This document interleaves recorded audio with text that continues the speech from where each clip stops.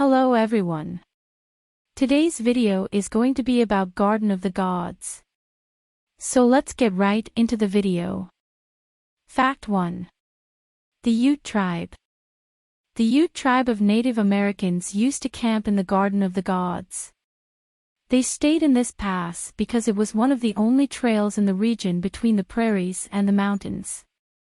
Every year, buffalo would migrate through the pass. Every summer, the Utes people would patiently wait for the buffalo to arrive. Fact 2.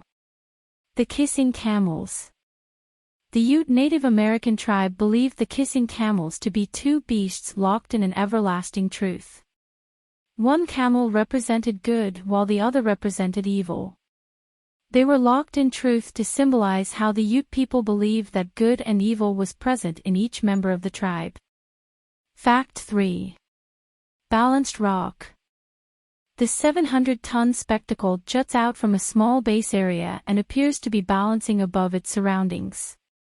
Faintly layered with different reddish hues, balanced rock is made up of hematite, coarse sand, silica, and gravel. Fact 4. Cathedral Valley. Cathedral Valley in Garden of the Gods is known for their unusual hogback formations. Hogbacks are long hills or mountain ridges with steep sides. Fact 5. Ecological importance. The Garden of the Gods is a valuable natural resource.